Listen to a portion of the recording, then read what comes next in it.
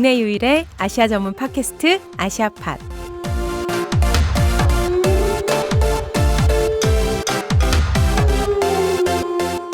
안녕하세요. 참여연대 국제연대위원회 신미지 간사입니다. 오늘도 연세대학교 국제관계학과 김영종 교수님 나오셨어요. 선생님. 네, 안녕하세요. 반갑습니다. 네, 반갑습니다. 오랜만에 뵌 것 같아요. 네. 네, 선생님 드디어 두둥 아시아팟이 49회를 맞았습니다. 그러게 벌써 이제 그렇게 됐습니다. 네. 다음 해면 50회인데요. 네. 교수님께서는 2017년 6월 1일부터 네. 방송 1회부터 네. 함께 해주셨습니다. 네. 소감이 어떠십니까? 그러게 어쩌다 당시에 이제 이거 국제연대위원회에서 이렇게 기획을 준비했고 할 네. 분이 마땅치 않아서 네. 제가 이렇게까지 계속 할지 몰랐는데 마땅치 않은 예. 건 아니었던 것 같은데요.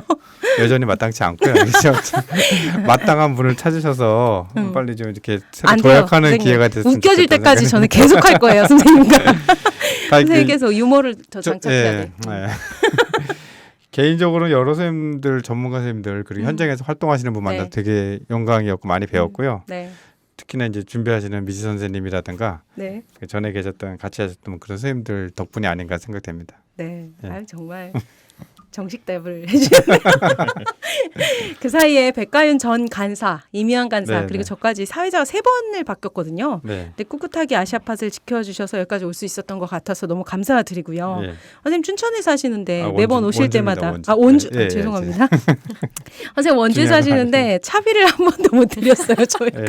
괜찮습니다. 예. 오시는 분들 그 사례비는 정말 쥐꼬리만큼씩이라도 드렸는데 네. 선생님께는 한 번도 못 드려서 아닙니다. 그냥 말로 띄울게요. 아니, 선생님 너무 감사합니다. 사주시는 커피 잘 마시고 있습니다. 예. 네, 오늘도 선생님이 사셨다는.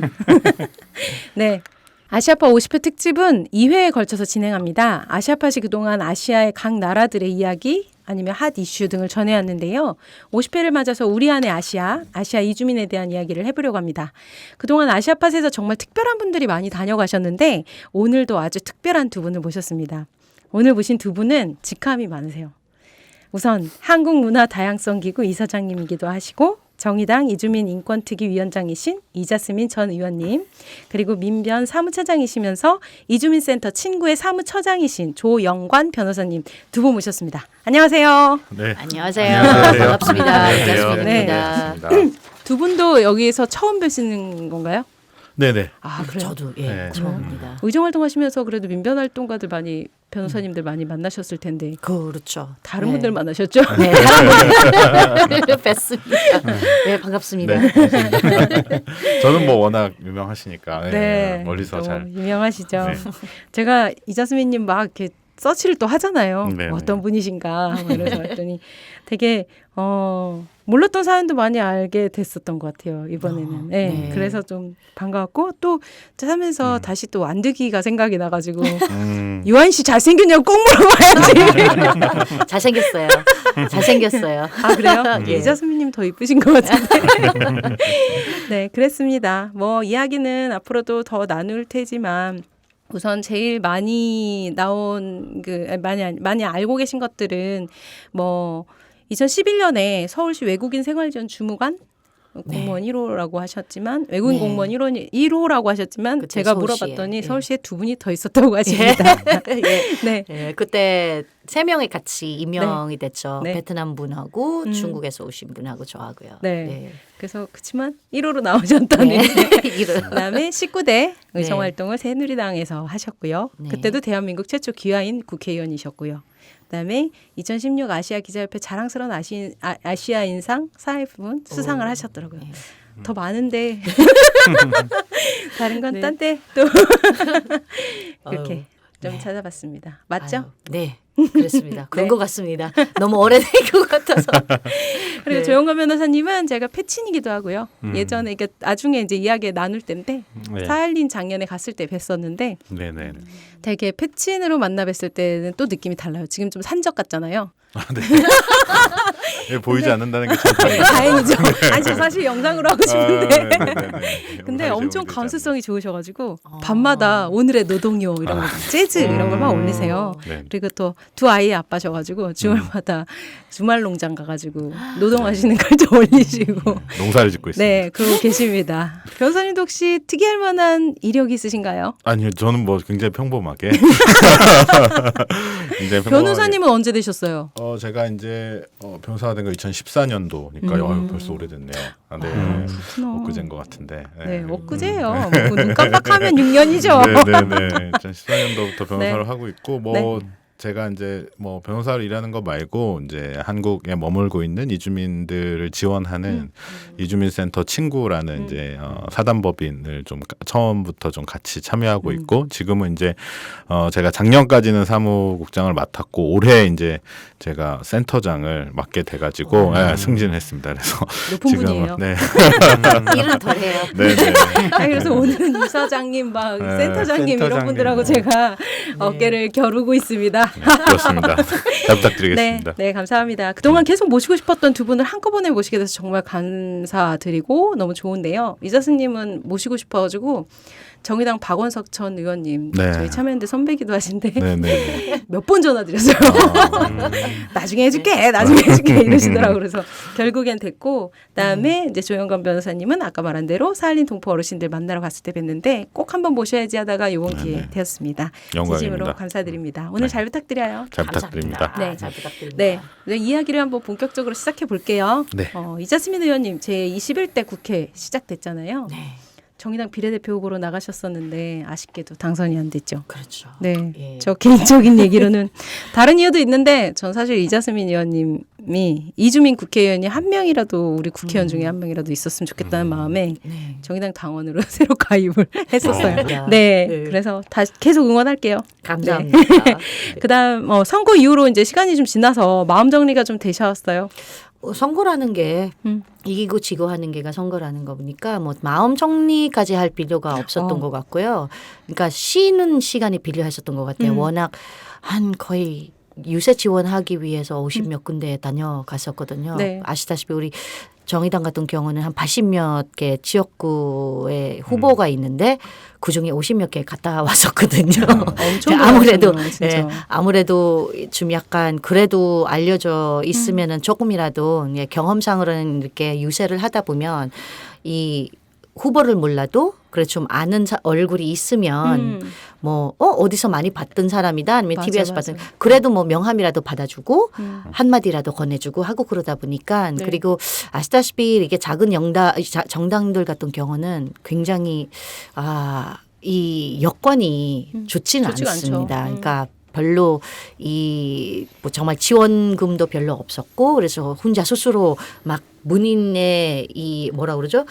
문인의 그 현수막을 문인도 다 만들고 이게 나무 박스를 만들어 가지고 거기서 써 가지고 문인 이름하고 뭐 다니고. 6번하고 네. 이렇게 들고 다니고 뭐 이렇게 좀 약간 소품 각종 소품들은 직접 이렇게 문인들이 하다 보니까 이제 그게 돌아다니다 보니까 저도 이제 쉬어야 할 시간이 필요하다고 그렇게 생각했는데 쉬려고 하다가 선거 끝나고 쉬려고 하다가 좀 있다가 아들이 아팠고 그리고 시어머님 같은 경우 아직까지 입원 중 1월 달에 뇌출혈으로 이렇게 쓰러지셔서 그 병원이 있었던 병원이 안타깝게도 이 코로나 환자가 아. 2번이나 확진자가 생겨가지고 봉쇄를 했었거든요. 그래서 면회도 못 뵙지도 하셨겠네요. 뵙지도 못하고 하고 그런 상황이거든요. 쉬지도 그래서 못하셨겠네요.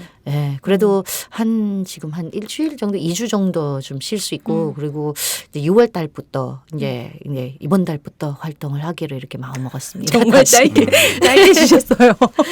아니 언뜻 말씀해 주셨지만 사실 19대 때는 새누리당 거대 당 지원도 그렇죠. 빵빵한 데로 나가셨다가 그렇죠. 요번에는 이제 완전 소수 정당으로 나가셨는데 그렇죠. 좀 어려움이 있으셨을 것 같아요. 그렇죠. 아무래도 저는 어려운 게보다 이게 지역구 나가시는 의원들은 뭐 아시다시피 국가 보조금이 거의 거의 없는 없어요. 이게 당의 비례를 저기 의원의 비례를 해서 이렇게 무조금이 나가는데 뭐 얼마나 하겠어요. 그 수많은 사람이 똑같이 나가는 사람들도 거대 정당이랑 별 차이가 없는데 움직이던 사람이 그렇죠. 근데 지원금이 이것밖에 안 되다 보니까 굉장히 많이 어려웠던 그런 상황이었고요. 이제 개인적으로는 저 같은 경우는 아무래도 이렇게 경선을 그러니까 그게 거쳐서 이렇게 당 옮기면서 이게 심지어 이제 아시는 분들이 거의 없는 상태에서 그리고 네. 무정적으로 바라보시는 분들도 뭐 보수 정당에서 왔다는 그 이유로 무정적으로 받아 이렇게 좀 생각하시는 분들도 있고 일단은 좀 약간 스킨십을 해야 되는데 그렇죠. 그래갖고 경선도 앞두고 경선은 뭐 보통 경선도 아닌 거잖아요. 국민 아시고 경선이랑 뭐 하지 않았어요. 강연도 해야 되고 맞아요. 제들 해야 되고 뭐 저기 토론도 해야 되고 뭐 이렇게 해야 되기 때문에 굉장히 긴 여정이었었어요. 그리고 게다가 유일하게 할 수 있는 게가 경선을 했을 때 할 수 있는 선거 운동이 저는 이제 당 내부에서는 아시는 분들이 없다 보니까 유일하게 할 수 있는 거는 전화하고 그리고 문인만 가능해요. 아. 누가 대신 다른 사람 해주세요. 개인 메일하고 음. 문인에 가지고 있는 전화번호 전화번호. 하나를 문자하고 전화를 할 수밖에 없는 거예요. 근데 그렇다 해도 이제 저 같은 사람이 당이 새로 들어왔기 네. 때문에 알고 있는 그런 조직도 없고 아무것도 없는 상태에서 그리고 경선에 이렇게 좀 사실상 투표수로 따지자면 5위이거든요. 우리 들어갈 수 있는데 맞아. 5위에 예, 5위였었는데 이렇게 아무래도 우리는 이제 이 정년 그거를 좀 약간 그 배려를 해서 청년 1, 비례. 2번, 네, 1, 맞아요. 2번을 이렇게 배치를 해놨는데 그렇게 9번이 밀려났던 그런 경우였었고요. 그래서 그거 있고 바로 또 선거 투입이 된 거예요. 유세 지원단으로. 네, 네. 그래서 워낙 그 부분이 가장 이제 어려운 게보다 다른 것보다 그게 어렵고 근데 저보다 이제 취업고 나와서 너무 그거 보면서 힘들으셨죠. 이거 할 수 있는 건가? 어떤 사람들은 뭐 와이프가 대신 벌어다 주고 자 이게 정치를 하기 위해서 와이프는 일하고 애들하고 막 그러시는 후보들도 있고 그래도 좀 뭐 대단하죠. 네. 그러시는 분들을 보면서 그래서 그런 분들을 볼 때마다 아무리 피곤해도 그 에너지를 다시 이거 안 되겠다 에너지를 다시 받아서 네. 다시 이제 달려야지 네. 라는 생각뿐이죠. 너무 고생하셨을 것 같아요. 근데 저는 선거 과정에서 좀 주목했던 게 정의당이 이제 시민선거인단 가입을 받아가지고 했잖아요. 네. 그 절차에서 개선 촉구 성명을 내셨어요. 네. 발표를 하셨죠. 그래서 예. 어떤 내용으로 그때 내셨었어요? 아무래도 이제 저도 이제 후보로 나왔다 보니까 이제 후보로 나온 상태인데 이주민들이 아마 아시는 것처럼 휴대전화에 자기 운행 뭐 계좌 앱으로 이렇게 많이 하잖아요. 요즘에는 네. 우리도 그때 투표도 온라인으로는 하다 보니까 이 전화번호를 이게 본인 인증을 하는 절차가 굉장히 많이 네, 어려웠었어요. 맞아요. 저도 해봐서 알아요. 굉장히 그러니까 한국 분들도 되게 어렵게 하는데 네. 이주민들 같은 경우에 예를 들자면 국적을 아무리 땄다라고 해서도 처음 한국에 왔을 때 외국인 신분이다 보니까 남편 이름으로 휴대전화를 개통하는 개인- 경우가 그런 경우가 대부분, 많죠. 자기 개통하는 이름으로 경우가 하는 게 아니라? 대부분이고요. 네. 대부분이고요. 아니면은 사실상 남편 이름을 해야 그리고 안 바꿔서 남편 이름을 해야 남편 카드로 나가고 내가 내 돈으로 안 내고 하시는 맞아요. 그런 분들도 계시고 그리고 이름이 너무 길어서 동신사에 등록돼 있는 이름하고 원래 우리 신용정보원에 등록돼 있는 네. 이름하고 주민등록상에 등록돼 있는 이름은 달라요. 세 개가 다 다른 예. 거예요? 예를 들자면 저 같은 경우는 처음 왔을 때 우리가 주민등록증이 이 사람이 쓰는 거잖아요. 네. 너무 오래된 것 같아요. 그렇게 얘기는 했어요. 이렇게 이렇게 좀 종이로 이렇게 직원의 동사무소 직원 이렇게 쓰잖아요. 이름. 그러면 저는 그때 자스민, 마크워, 나이 그거 다 들어갔었어요. 풀네임으로. 예. 근데 카드로 바꾸고 이렇게 좀 약간 딱딱한 카드로 바꾸고 난 후에는 네 자밖에 안 들어간다는 거예요. 한국 사람들이 이름이 네 자밖에 해야 돼. 아. 길어봐야 네 자밖에. 그래서 그렇구나. 저는 어느 날 갑자기 자스민 바로 이렇게 딱 싹둑 잘린 거예요. 사람들이 이 씨가 성인지 박 씨인지 이제 기억에 빠진 건지 하고 그렇죠. 부르시는 분들도 네. 있어요. 그래서 저희 자스민 바로 이렇게 딱 잘렸다 보니까 2010년도에 개명을 하면서 그때는 이자스민으로 이게 바꿨었던 거거든요. 근데 그런 사람들이 그리고 이게 동신사에 자기 이름으로 개통을 하려고 그러면 너무 길어서 안 되는 잘려요. 거예요. 이름이 중간에 잘리는 그래서 거예요. 이제 신용정보 우리가 시민선거인단을 등록을 할 때 신용정보원에 가지고 있는 자료를 그렇죠. 매칭을 하는 매칭하는 거거든요. 거죠. 네. 근데 안 돼요. 이게 아. 인증이 안 돼요. 문인인데도 그래서 음. 너무 답답해가지고 심지어 핸번을 새로 개통하신 분들도 있어요. 아, 그거 같이 시민선거인단 참여하시려고. 가입을 하기 위해서. 아, 역시 이게 생각지도 그게 못했던 괜찮- 문제들이 네, 그래서 그렇죠. 그때 그 발표를 네. 하셨더라고요. 근데 결국은 우리가 18세 되는 네. 이번에도 만 18세부터 이렇게 음. 투표를 할 수 있잖아요. 근데 만 18세는 아직까지 우리는 이 이제 정수년으로 이렇게 해가지고 아직 이 주민등록증 안 나온 상태 이런 그런 분들도 있기 때문에 거기에 대한 어려움도 등록하는 것 자체도 안 돼요. 아, 이게 18세들도 시민참가인단으로는 못 들어온 거예요? 예, 못 들어온 경우가 아, 되게 많았어요. 이게 그렇구나. 무무님 이름으로 이렇게 핸폰에 개통을 했거나 아니면은 미성년자로 그쵸, 이렇게 그쵸. 돼 맞아요. 있다 그런 경우 보니까 많죠. 네. 그래서 이게 너무 어려움이 굉장히 많아서 우리가 이거 한다고 그랬는데 이미 그러니까 어떻게 보면 우리 사회가 이렇게 다양해졌는데 그 다양한 구성원에 맞게 아직까지 기본적인 준비가, 우리의 그 뭐라 그러죠? 기본적인 그 틀이 바뀌지 않았다는 것이죠. 네. 맞네요. 개선이 좀 저도 필요하겠네요. 네, 몰랐어요. 음. 근데 이번에 찾다 보니까 그렇게 발표를 하셨더라고요. 음. 그리고 또 참신했던 게 정의당에서 이주민 공약을 베트남어, 영어, 중국어로 번역해서 SNS에 네. 올렸어요. 근데 네, 전 네. 처음인 것 같은데 네. 맞죠? 그렇죠. 좀 약간 감동적이기도 네. 했거든요. 근데 어떻게 예. 이런 계획을 하게 되셨나? 이것도 아무래도 이자스민님의 역할이 있으시진 않았나 이런 네. 생각이 들긴 했거든요. 그게 공약 전에 시민선거인단 관련된 가입 절차를 이 세 개의 언어로 이렇게 바꿨어요. 저기 번역을 했고요. 그 이후에는 이 공약 같은 경우는 왜냐하면은 너무 물어보시는 분들이 많아요. 근데 그쵸. 한국어가 익숙하지 않으신 분들은 도대체 이자스민을 그러니까 새누리당은 그때 당시 제가 들어와 있기 때문에 새누리당은 알아요. 심지어 한국당 모르시는 분들도 있어요. 그냥 새누리당이라는 거는 아는데 새누리당 아니었어? 새누리당 없어졌어? 하고 막 그렇게 얘기하시는 분들이 그러면 어디로 정의당에 갔는데 정의당이 뭐야? 하고 물어보시는 분들 어르신들 되게 중에는 그런 많아요. 사람 많죠. 예, 그래서 이주민들도 마찬가지거든요. 잘 모르고 정당 같은 경우는 잘 모르고요. 그래서 이게 어떻게 해서 이자스민을 이자스민에게 투표를 할 수 있냐라는 그런 방법을 일단은 시민선거인단 같이 해서 하자고 그렇게 했는데 그래서 시민선거인단 아무래도 이거는 못 알아듣기 때문에 기본적인 영어, 베트남어, 중국어를 해야 되겠다라고 그렇게 얘기했는데 나중에는 공약까지 하자 이왕이면 왜냐하면은 누구를 위한 공약인데 그분들을 위한 맞아요. 공약인데 알아듣지를 못하면 무슨 소용 있냐? 맞아요. 나는 이주민 그렇게 생각을 공약인데 하거든요. 이주민들이 모르는 거잖아요. 그렇죠. 네. 그래서 그거를 알리기 위해서 이게 좀 약간 처음이겠지만 이제 앞으로도 다른 정당들도 그런 생각을 갖지 않을까라는 많이 그런 배우겠네요. 바람입니다. 저는 뭐 굉장히 앞으로는. 필요한 거라고 생각해요. 특히 네. 그러니까 정당뿐만 아니라 선관위 이런 데에서 좀 정책적으로 맞아요. 해야 되는 네. 작업이 맞아요. 아닌가. 네. 그러니까 선관위를 해야 사실 돼. 뭐 다문화 혹은 이제 이번에 뭐 코로나 때도 그렇지만 맞아요. 네. 유주민들한테 방역과 관련된 정보라든가 혹은 기본적으로 뭐 필요한 기본적인 정보들이 제공이 돼야 되는 것인데 네. 그런 것들에 대한 접근을 한국어로만 하게 그렇죠. 되면 네. 너무 사실- 불평등하죠. 맞아요. 그렇죠. 사실 접근이 차별성. 자체가 안 되는 네, 거니까. 맞아요. 그래서 정말 좋은 시도였던 것 같고 선관위나 이런 데에서 다른 정당들에서도 꼭 뭐 앞으로에 있는 선거들에서 특히 영주권을 가진 이주민들 같은 경우에서는 지방선거에 직접적인 네. 네. 투표권도 있잖아요. 그러면 맞습니다. 그 이유는 분명하게 또 필요한 거니까 그런 부분들은 정말 좋은 시도였던 것 같습니다. 근데 사실상 영주권 가지고 계시는 분들은 뭐 국적을 가졌다고 그래가지고 이렇게 한국어를 배우잖아요. 네. 근데 영주권 가지신 분들은 크지. 자기가 안 예를 배워도. 들자면은 좀 좋은 직장을 다니시는 그런 분들이 있으면 포인트 시스템이 있다 보니까 한국어를 그렇게 잘하지는 못해도 이렇게 좀 약간 요건이 되니까 이제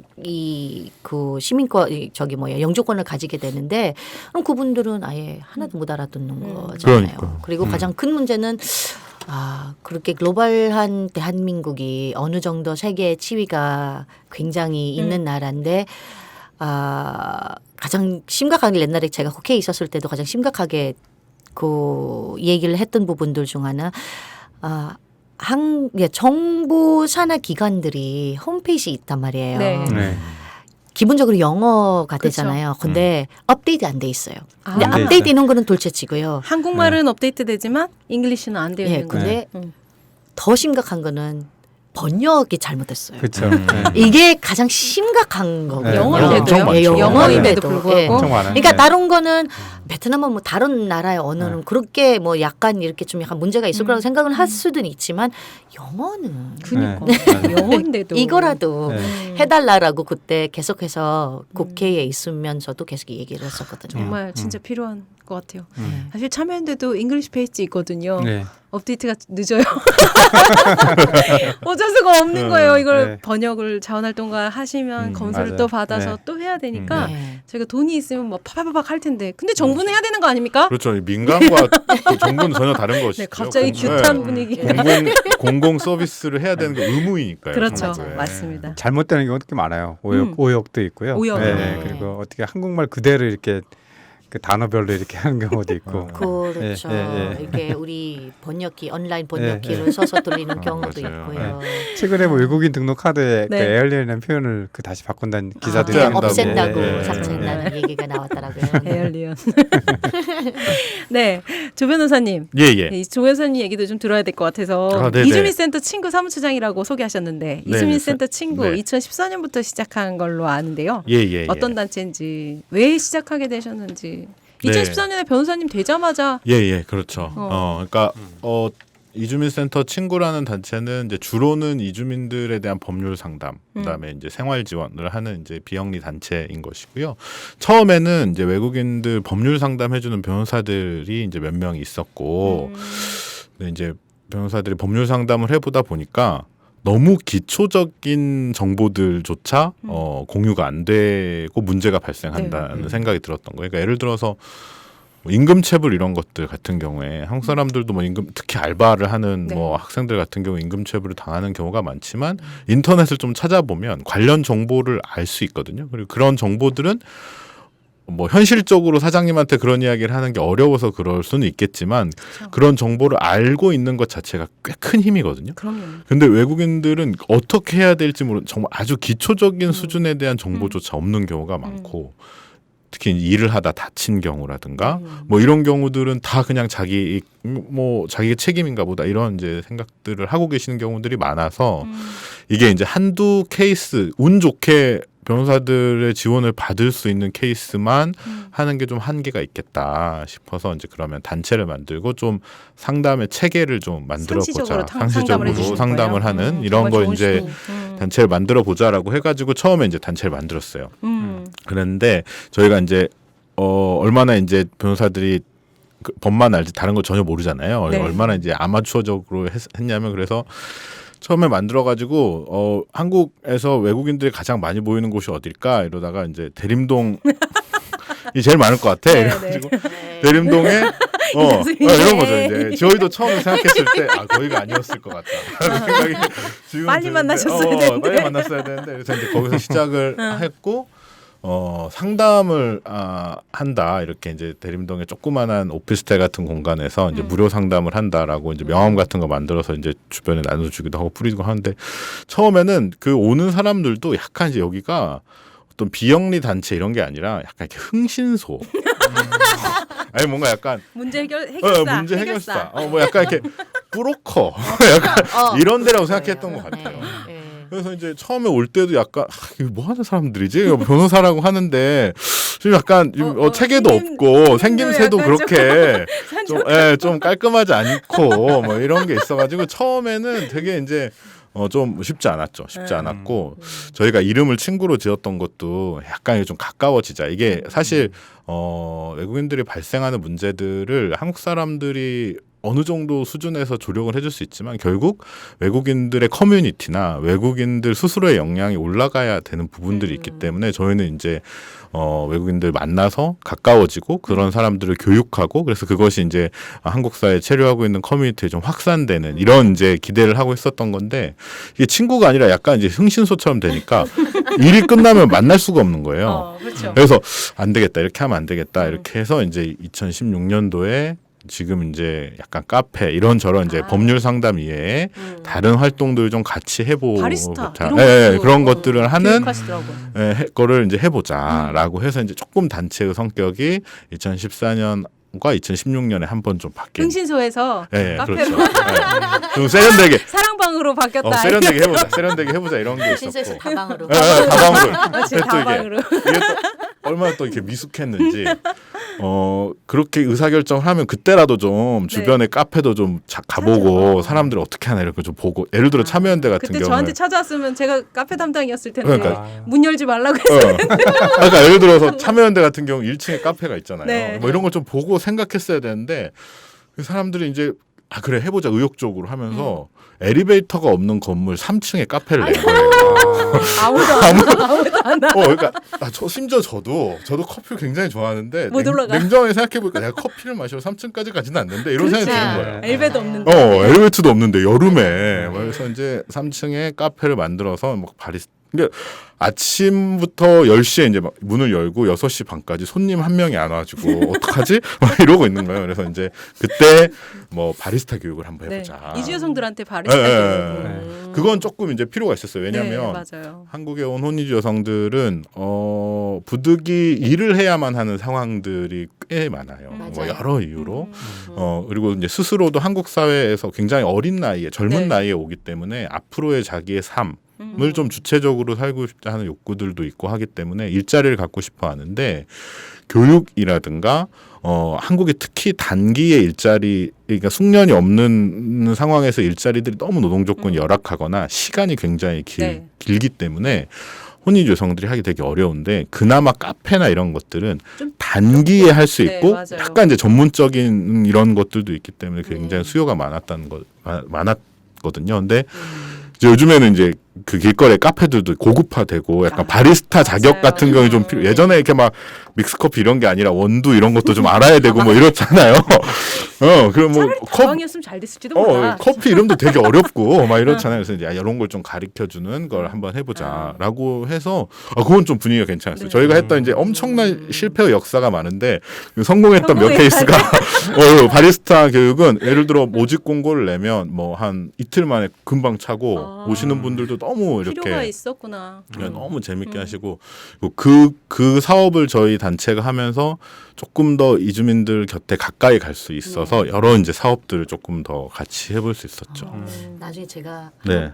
아이디어 차원으로 말씀드릴 게 있어요. 네, 이런 거 좀 배워야 됩니다. 요즘에. 아직도 이제 바뀌어가고 저는 있습니다. 커미션을 받겠습니다. 저분을 소개해드렸습니다. 카페 형태인가요? 그러면? 네, 이제 3층? 네, 3층에 이제 그 예전에는 이제 손님들을 위한 카페를 했었는데 그건 이제 너무 슬픈 역사 있어서 폐업을 하고요.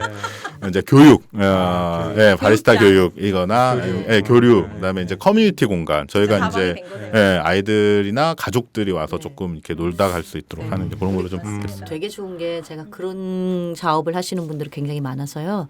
그냥 한번 그렇게 생각을 해보실 수 있을 것 같아요. 그러니까 어차피 바리스타를 이렇게 양성을 하는데 커피는 그렇게 굉장히 메모하고 있습니다. 네. 그런 비싼 이렇게 좀 약간 이름도 뭐 로부스타의 아라비카 그런 게 말고 그 나라의 특유의 커피가 맞아요. 뭐가 있는지 그거를 사실상으로는 서민들이 문인도 그 나라에 왔어도 맞아요. 어떤 커피 나오는지를 몰라요. 그래서 거기에서 교육을 시켜서 뭐 베트남 분들은 베트남에서 이런 커피가 나온다, 이런 차가 나온다라고 그래가지고 좀 약간 이게 문화를 전달을 할 수 있는 그러면서 커피하고 그리고 자기 나라에 대해서도 좀 자부심을 갖고 그리고 한국에 없는 맞아요. 한국에 없는 그런 차, 그런 커피들을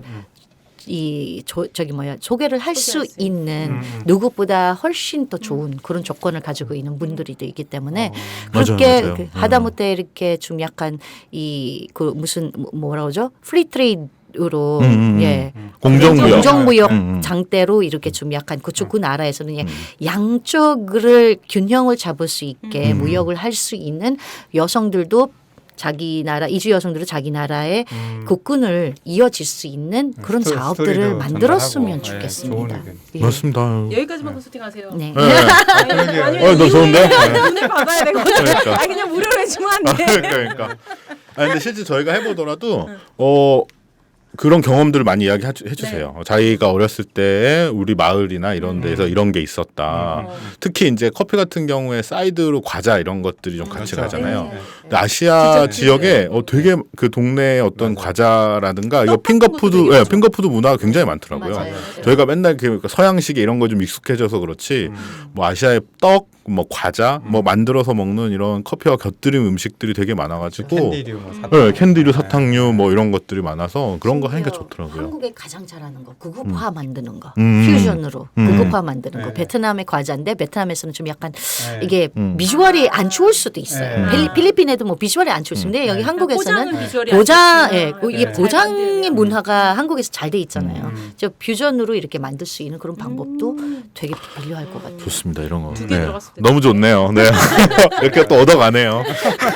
네, 아 그렇구나. 되게 많은 실패를 거듭하신 줄은 모르고 전 홈페이지만 보고서 홈페이지에는 성공의 역사만 성공의 기록됩니다. 아우 잘 나간 실패가 단체인데 이렇게 생각했거든요. 그래요. 그랬군요. 가끔은 그 실패가 성공의 어머니이기도 하네요. 네, 그럼요. 가끔 오시는 어머니. 그러니까요. 아니 근데 변호사님은 그 센터 일도 하시지만 사실 민변 사무처장 사무차장 일도 하시고 네, 이 두 네, 개를 네. 하셔서 너무 힘드실 것 같은데 2020년 그래서 친구의 중점 사업은 내가 아무리 바쁘지만 올해 아, 이거는 네, 네, 진짜 한다. 음. 뭐예요? 저희가 이제 말씀하셨던 것처럼 저희 이제 고급화 전략. 원래 좀 바로 채용이. 다 해봤더니 안 되더라고요. 고급화 계획에 전략을 있었다는 네, 거지. 고급화 전략을 좀 하고 있는데 아 이게 원래 바꿔서 얘기를 해서 저희가 이제 그래도 저희 이주민센터 친구가 변호사들이 좀 많이 참여하고 있어요. 아무래도 이제 그러다 보니까 저희가 2020년 이후에 좀 집중하고 있는 것들이 통역 관련된 교육이에요, 교육. 네. 그러니까 이주민들이 일상에서 겪는 일상생활의 통역은 한국에서 체류하시는 선주민들이라든가 네. 어느 정도의 교육이 되는데 한국 사람도 마찬가지로 법률 용어는 어렵죠. 너무 어려워요. 너무 어렵고 제가 재밌는 뭐 에피소드 하나가 법정에서 지금은 이제 통역인 교육들이 조금씩 생겨나고 있는데 초기에는 그냥 특히 경찰서 같은 데서는 그냥 아는 외국인들의 중에 한국말 어느 정도 수준을 한 사람들 불러 통역을 맞아요. 시키는 경우가 많았는데 네. 하루는 저희 센터에 오셔가지고 자기가 재판을 받았는데 통역해 주시는 분이 소를 사야 된다고 음매 소를 사야 소를 사야 된다고 하는데 왜 그게 필요한지를 오신 거예요. 근데 법률 용어 중에 항소라는 게 있어요. 1심 판결 패소하면 불복하는 절차의 항소인데 통역하시는 분이 항소라는 개념을 몰랐던 거예요. 항소는 아는데. 한국말은 굉장히 잘하지만 사실 한자를 모르는 우리나라의 중고등학생들한테도 항소라는 말을 맞아요. 이야기했을 맞아요. 땐 네. 바로 이해하지 못할 거예요.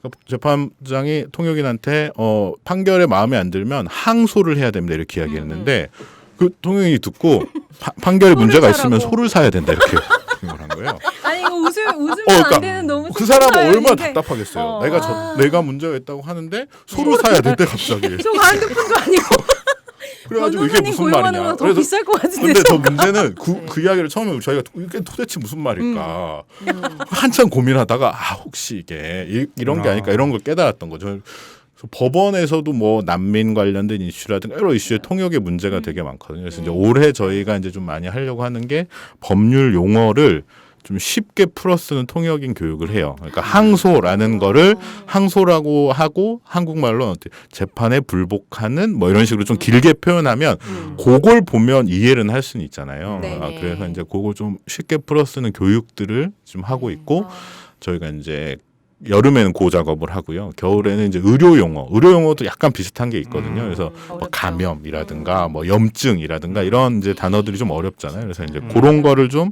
쉽게 풀어서 쓰는 교육을 이제 각 나라별로 이렇게 좀 하고 있어요. 그래서 그런 교육하고 저희는 이제 어쨌든 기본적으로는 법률 상담, 소송 지원 뭐 이런 것들은 저희가 고유로 하는 것인데 뭐 바리스타 교육이나 뭐 이주민들하고 같이 저희가 예전에 뭐 한글날 같이 가족 여행 가기도 하고 여러 프로그램들을 하기도 했는데 이제 그런 것들은 가끔 한 번씩 하고 주로는 이제 그런 교육 활동들을 좀 해보려고 하고 있습니다. 회원가입 받습니까? 네. 홈페이지에 10초 홍보해드릴게요. 녹색 창이나 사람들한테 되게 도움이 될 것 네, 같아요. 그쵸. 이게 그런 창에 이주민센터 친구 혹은 뭐 그 F로 시작 얼굴 페이스북 뭐 아무튼 뭐 그런 거에 이주민센터 친구를 검색하시면 저희 홈페이지가 있고요. 거기에 이제 여러 소식들 좀 올리고 교육하는 자료나 이런 것들도 올려놓고 중요한 있어서 건 회원가입입니다. 거기에 이제 잘 보시면 후원 회원 가입이 있습니다. 후원 회원 가입을 해주시면 네. 큰 도움이 된다는 아이, 거. 다시 오늘 한번 많이 진짜 얻어가네요. 사실상 이런 게요. 네네네. 뭐 또 이거 그거에 나서 컨설팅에 들어가요. 또 들어 세 건이야. 사실상 이런 사업을 하시면 네네. 혹시 나누리 콜센터이라는 네네, 우리가 맞습니다. 많이 알고 네네, 있잖아요. 네네. 근데 나누리 콜센터 상담원들이 이제 이주 여성 상담원들이 대부분입니다. 근데 이주 여성 상담원들도 굉장히 어려워해요. 왜냐하면 그렇죠. 지금 상담원이다 보니까 최신의 업데이트된 법안이나 정책, 제도 관련된 거는 전부 다 알고 있어야 되거든요. 맞아요. 근데 이분들은 1년에 2번 시험을 봅니다. 예, 뭐 2번 시험을 봐가지고 뭐 이렇게 시험에 통과 못하면 무슨 징계 뭐 이런 게가 있어요. 그래서 이제 이 친구들도 똑같은 고민을 가지고 있는 거예요. 너무 어려운 그 시험 공부를 하고 있는데 그래도 너무 어려운 영어들 같은 경우는 이게 뭐 법적 영어이다 보니까 너무 어렵다는 거예요. 근데 그게 사실상 다누리나 여성가족부랑 좀 약간 MOU를 맺어서 좋습니다. 그 다누리 상담원들을 같이 교육하는. 교육을 첫 번째 교육 목적을 하시면 될 것 아니, 오늘 같습니다. 친구 여성가족부 듣고 계신가요? 아, 우리 김동훈 팀장님은 많아가지고 이런 거는 다 불었어야 되는데. 아 정말 너무 좋은- 욕심이 나는 사업들인 거거든요. 네. 근데 제가 하기엔 굉장히 부담스럽고 이게 이미 갖춰져 있는 그런 인프라를 활용을 할 수 있었으면 하는 그런 맞아요. 사람들이 너무 되게 좋네요. 감사합니다. 저는 괜히 네. 뿌듯하고 세 네네. 건이라는 거 기록은 네네네. 아유, 제가 이걸 어떻게 좀 보답을 해드려야 될지. 네.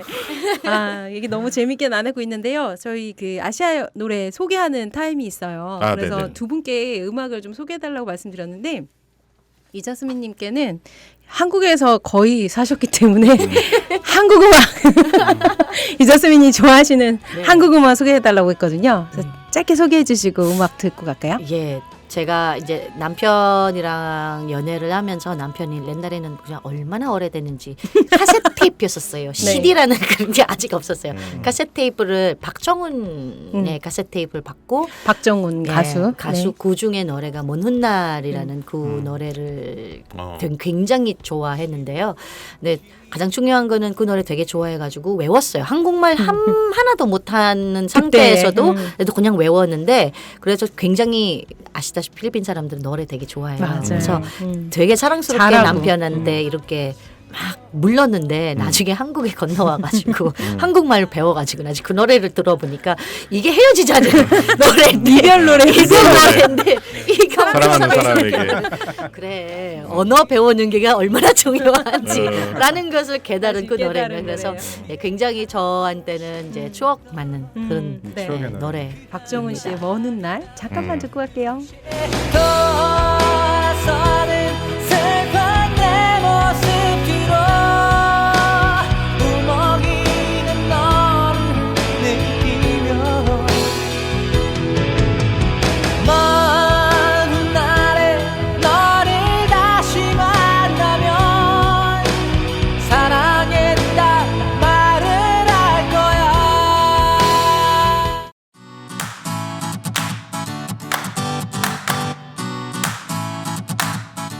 참여연대가 제작하는 책 이야기 팟캐스트 책사이다와 국내 유일의 아시아 전문 팟캐스트 아시아팟 매주 목요일에 번갈아 찾아갑니다. 정부 지원금 없이 회원의 회비로 운영되는 참여연대입니다. 청취자 여러분, 참여연대의 회원이 되어주세요. 포털 사이트에서 참여연대를 검색하시거나 참여연대로 전화 주시면 됩니다. 전화번호는 02-723-4251 02-723-4251입니다. 네, 음악 다시 들어서 좋네요. 옛날 음악이긴 합니다. 아니 옛날 음악이라뇨. 예. 네, 뭐 최근 코로나19로 이제 한국 사회도 너무 정신이 없기도 하고 전 세계가 지금 되게 위기 상황인데요. 우리나라는 이제 전 국민에게 중앙정부랑 지방정부에서 긴급재난지원금을 네, 지원했어요. 근데 그렇죠. 코로나19 확산 초기에는 이주민에 대한 혐오와 차별 문제가 이슈가 됐는데 이 재난지원금에 대한 지원도 또한 차별 문제가 발생해서 두 분 모두 이 문제에 대해서 강하게 문제 제기를 하신 걸로 제가 알고 있거든요. 네. 뭐 어떤 부분들이 문제였는지 좀 문제점들을 짧고 간략하게 좀 부탁드리겠습니다. 일단 첫 번째는 재난지원금 빼고도 마스크 보급을 하는 거 또 그거에 대한 문제가 맞아요. 굉장히 많이 있었고요. 5일제. 그렇죠. 최소한의 뭐 외국인들 중에서는 이제 그 의료보험, 그러니까 건강보험을 네. 가입이 돼 있는 그런 사람들이는 근데 외국인들은 우리나라에서 들어오면은 6개월 지나야 이게 가입이 가능하거든요. 그러면 뭐 새로 들어오신 분들은 전혀 살 수가 없는 그런 상황이 있고요. 그렇죠. 근데 재난지원금이 나왔을 때는 가장 발빠르게 이렇게 나왔던 거는 이제 물론 뭐 아시다시피 그 재난지원금도 그렇고 전체적으로 다 지급을 하는 게는 정의당에서 굉장히 많이 밀었던 그런 내용인데 경기도에서 가장 외국인이 많은 경기도에서 거기에 발표하고 난 후에 이게 문제가 된 거죠. 왜냐하면 아예 외국인 모두 제외로 돼 있는 그런 그런 뭐라 그러죠? 그런 기자회견 때 그런 자료를 내놨던 거였어요. 그래서 이거는 안 되죠. 이제 다문화 가정들도 있고 뭐 아까 얘기했던 영주권 가지고 계시는 분들도 있고 그리고 뭐 그거에 아무런 사회적 이렇게 논의 없이 그냥 발표를 했다는 게 그 자체가 심지어 경기도가 가장 외국인이 많이 살고 있는 지역인데도 불구하고 그렇게 다 제외를 한다는 게 그 자체가 문제가 된 거죠. 그리고 이런 케이스가 처음으로 재난지원금을 이렇게 지급을 하게 되는데 벌써 여기에서부터 제외를 하게 되면 앞으로 정부에 내놓던 모든 관련 사항들은 이게 그냥 제외가 되는 그냥 이게 기본 베이스가 되는 거죠. 뭐 네. 지난번에도 뭐 제외했는데 위기 괜찮더라. 상황이면. 괜찮더라면 지금도 뭐 이렇게 하자라는 그런 기반 베이스 되기 때문에 그게 가장 큰 문제이죠. 앞으로도 어떻게 될지 이후의 상황에도 영향을 미칠 것이다. 그렇죠. 그렇게 생각하시는 거죠. 그렇죠. 조 변호사님도 비슷하게 네네. 생각하세요? 뭐 문제가 굉장히 많습니다. 문제가 굉장히 많고 왜냐하면 사실 이건 정부의 설명하고도 안 맞아요. 정부가 지원 대상 선정하면서 국외에 체류하고 있는 한국 국적을 가지고 국외에 체류하고 있는 재외 국민들한테는 안 준다 그랬거든요. 그럼 설명했던 이유가 생활 관계가 한국에 아니기 때문이라고 했어요. 그럼 돌려 말하면 생활 관계가 한국에 있는 사람들은 다 줘야 된다는 이야기인데 그렇죠. 외국인은 왜 포함되지 않느냐 이게 좀 설명이 안 되는 거죠. 뭐 세금을 뭐 안 낸다 뭐 이런 이야기를 하시는 분들이 몇몇 계신데 전혀 그렇지 않아요. 우리나라 세수의 거의 대부분은 간접세거든요. 물건 그럼요. 사는 맞아요. 건데 외국인한테 물건 팔면서 저도 술세 많이 냅니다. 외국인한테 외국인들 슈퍼나 뭐 이런 데 가서 물건 살 때 면세로 사는 거 아니잖아요. 그럼요. 세금 다 그렇죠. 내고 있는 것이고 네. 뭐 주민세 뭐 직장에 있는 사람들은 맞아요. 사대보험 다 떼고 사대보험 있고. 내고. 그리고 이 사람들이 그 돈을 가지고 현장에 써줘야 원래 정부의 취지대로 자영업자들이 돈을 못 쓰고 있으니까 돈을 돌게 하겠다라는 취지인 것인데 그런 측면에서 이제 설명이 안 맞다. 그리고 보호의 필요성이 사실 외국인들 훨씬 더 큽니다. 왜냐하면 그렇죠. 앞서서 말씀해주셨던 것처럼 코로나19에 대한 기본적인 방역 시스템에 외국인들은 대부분 배제돼 왔었어요. 네. 오부제 적용이 안 된 외국인들 많아가지고 마스크도 굉장히 비싼 가격에 구입해야 그쵸. 했고 뭐 여러 시설들이라든가 제공하는 서비스에도 미치지 못했던 것들이 있기 때문에 긴급하게 재정이 들어가서 이 사람들이 현장에서 빨리 쓸 수 있어야 하는 자금이 지원될 필요성이 외국인 주민이 훨씬 더 많았죠. 그렇죠. 그리고 마지막으로는 이게 아까 뭐 의자 선생님 먼저 말씀해 주셨지만 이게 결국 시그널이 돼요. 정부라는 공공기관이 신호처럼. 이러한 차별이 마치 괜찮은 선택할 수 있는 선택지인 것처럼 아. 보여주는 순간 정부 정책 이외의 많은 영역에서 특히 민간 영역에서는 2배, 3배 넘는 차별들이라든가 맞아요. 배제 혐오가 생기는 거거든요. 미국만 하더라도 트럼프 대통령이 공개적으로 외국인들에 대한 혐오 발언을 하게 되면 이게 정부 정책뿐만 아니라 고용관계, 친구관계, 학교의 교육관계, 일반 시민들이 살면서 맺고 있는 모든 관계들에서 다 적용되는 거예요. 정부가 이렇게 선을 그으면 이제 코로나19 때문에 뭐 문제가 생겼을 때 외국인 출입 금지하는 카페들 뭐 이런 것들이 생겨도 정부가 할 말이 없는 거예요. 그러니까 이런 차별이 공공기관에 의해서 이루어지면 이거는 단지 이 건에 대해서만 한정되는 게 아니라 사회 전체에 영향을 미치는 거니까 매우 중요한 잘못된 포인트네요. 시그널이 될 수 있다. 자 생각을 해 보시면은 이주 노동자들은 50만 명입니다. 숫자가 50만 명 이상입니다. 근데 50만 명 이상은 그 사람들은 전부 다 합법적으로 일을 하고 있어도 갑자기 자재 제품들을 안 들어오기 때문에 일이 없다. 그러면 갑자기 그 사장에서 그 기업주가 뭐 이제는 그냥 15일 정도 그냥 쉬라. 그럼 월급도 안 받고 쉬고 있는데 모급으로 근데 그 사람들은 다 여기 와서 합법적으로 왔는데 영향을 받았잖아요. 이 코로나 그렇죠. 때문에. 네. 그게 다 전부 다 생각을 해야 되는데 그 사람들까지 배제를 한다는 게 그 자체가 그게 이제 맞아요. 문제가 되는 거죠. 역설적으로 감염병 문제이기 때문에 이분들이 위험에 처하면은 우리가 전체적으로 직접 영향을 받을 거라는 것 같아요. 그래서 네. 그 전에는 이분들이 별개의 문제라고 생각하는데 오히려 이럴 때일수록 이분들의 위기에 처하면은 그것이 직접 그 공동체 위기로 확산될 것 같다는 그걸 좀 다시 새기는 계기가 될 것 같아요. 네. 네. 뭐 연결해서 말하면 그 이주민 정책 관련해서도 이제 비슷한 일들이 되게 많이 일어나잖아요. 뭐 이재수민님은 19대 국회에서는 이민사회 기본법 그리고 이민청 신설 이런 거 네. 주장하셨었는데 그때 통과가 안 됐죠. 그렇죠. 예, 이번에 정의당에서 다시 공약으로 나오기도 했죠. 네, 내보냈죠. 요런 이야기들을 이주민 정책이랑 해서 한번 얘기해 주시겠어요?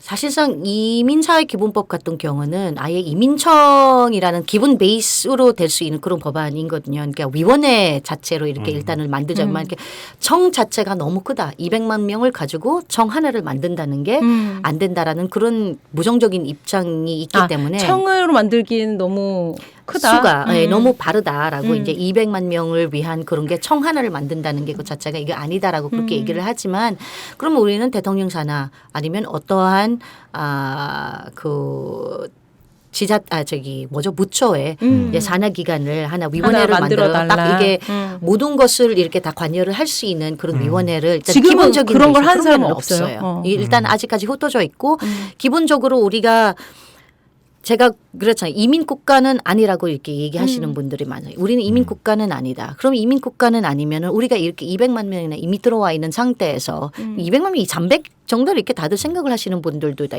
있어요. 이주아동 권리보장 기본법에 관련된 그런 아이들 3만 명 정도 있다고 우리 여기서 한국에서 태어난 그런 아이들인데 그런 것 자체도 다 포함을 하면은 훨씬 더 수가 많거든요. 그쵸. 우리가 동계는 아마 일을 이제 변호사님도 일을 해보시니까 통계는 맞는 통계가 하나도 없어요. 무처마다 제각각 가지고 있는 통계가 달라요.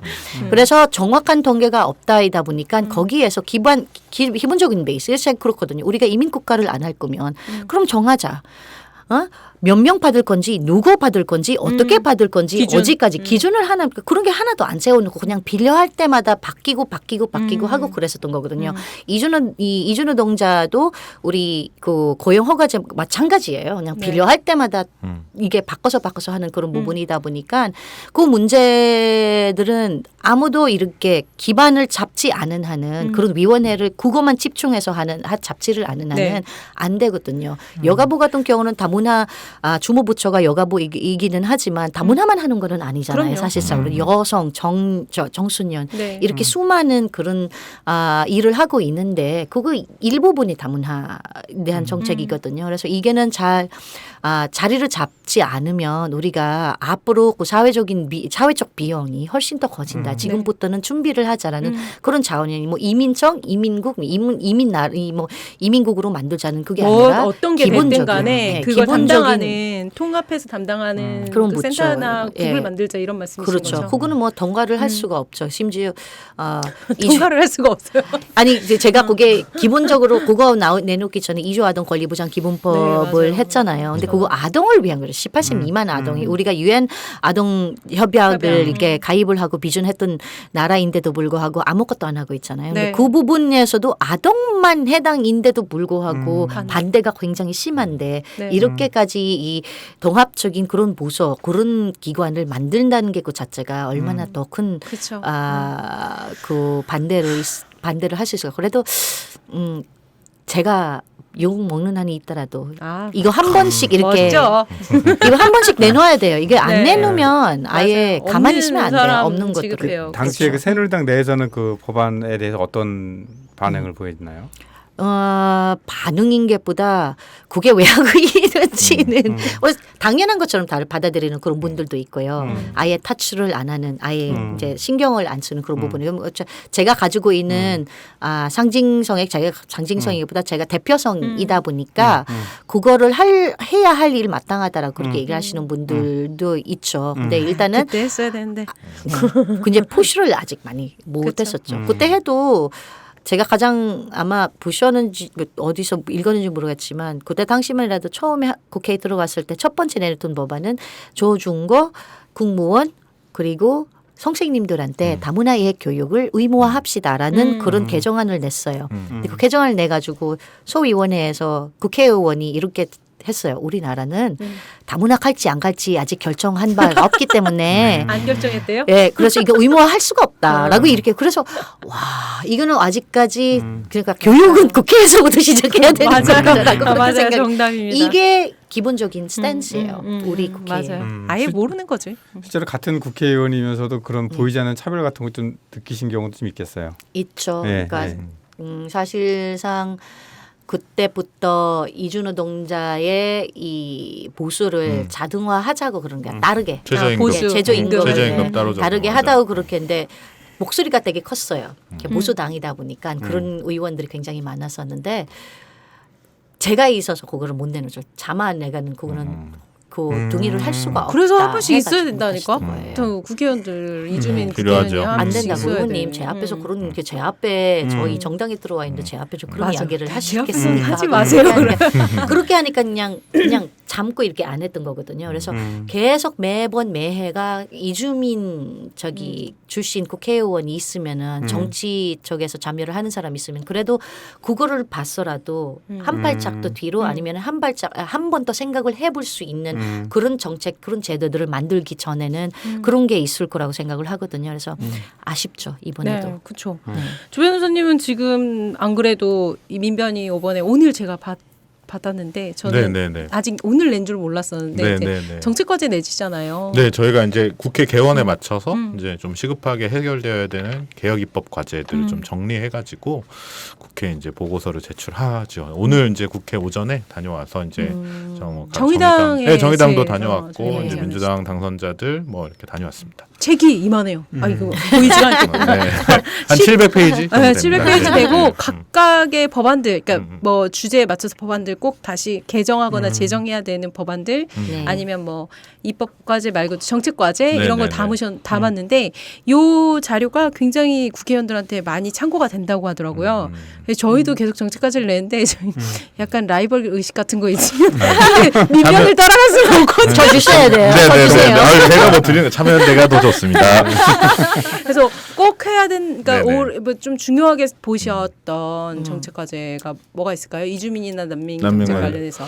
저는 이제 사실 뭐 19대 때 이자스민 의원님께서 이주아동 기본법 등등으로 고초를 많이 겪으셔가지고 사실 이제 옆에서 지켜보면서 참 아이고 어떡하나 뭐 이런 이제 걱정도 좀 있었고 그래도 참 되게 저런 이야기를 하는 사람이 있어야 되는 거고 사실 이제 그 당시에 예를 들어 국회 내에서 우리가 다문화로 갈지 아닌지 모른다라고 했던 지금에서는 그런 이야기 못 할 거거든요. 지금은 엄청나게 많아지고 있고 앞으로 더 많아질 수밖에 없는 구조를 가지고 있기 때문에 저는 이제 여러 구체적으로 따지고 보면 여러 개선돼야 되는 법률들은 많지만 핵심적으로는 말씀하셨던 것처럼 이주민 관련 정책을 총괄하는 국가 기구가 필요하다. 근데 네. 이건 어떤 인식의 전환이냐면 이제 이주민들을 권리의 주체로 생각하는 연습을 해야 되는 거예요. 네, 맞아요. 각 정책에서 그래 뭐 이런 외국인도 이런 거 해주지 뭐 이런 식으로 접근하는 게 아니라 우리 사회에 살고 있는 외국인 주민의 기본적인 권리들은 무엇이어야 되는지를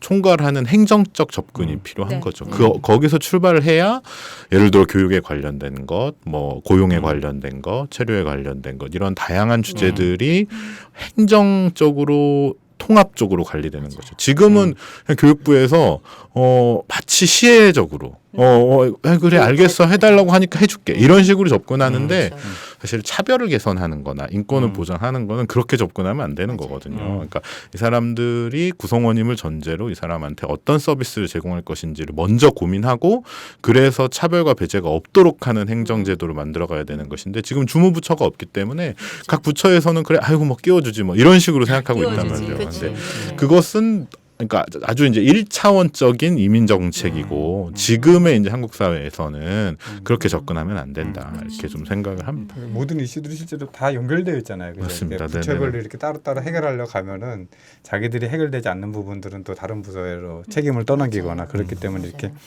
포괄적으로 할 수 네. 있는 게 맞아요. 필요한 것 같아요. 그리고 아시다시피 틀을 바뀌는 게 되게 싫어하잖아요. 맞아요. 공무원들 같은 경우는. 진짜 그렇죠. 틀을 바꾸는 거는 이게 큰일 너무 나는 어려운 그런 일들이기 때문에 웬만하면 음. 가지고 있는 틀을 하면 될 것 같아요.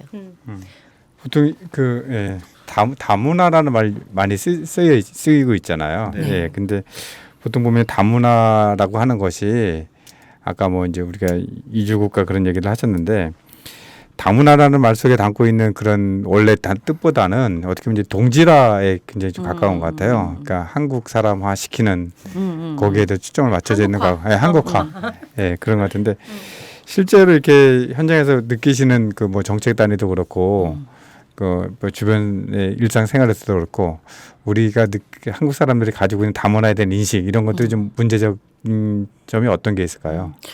첫 번째는 다문화라는 단어는 만들었을 때는 아마 시민단체도 다 같이 해서 이 혼혈아, 코메리칸, 맞아요. 코시안이라는 이름을 바꾸기 위해서 되게 어떤 이쁜 단어가 있을까 해가지고 이제 다문화라는 단어. 근데 다문화라는 단어 혼자서 쓰기에는 그리고 다문화 사회까지는 굉장히 괜찮거든요. 의미죠. 근데 그게 어느 순간 다문화 가정, 다문화 자녀가 돼버렸을 때는 이제 라벨이 돼버린 거거든요. 그 그렇죠. 사람들에게 다문화는 다양성을 추구하는 그런 그런 사회였는데 갑자기 이제 이 사람은 다문화, 여기는 비다문화가 이렇게 돼버린 거거든요. 그게 가장 큰 문제가 됐었던 거고요.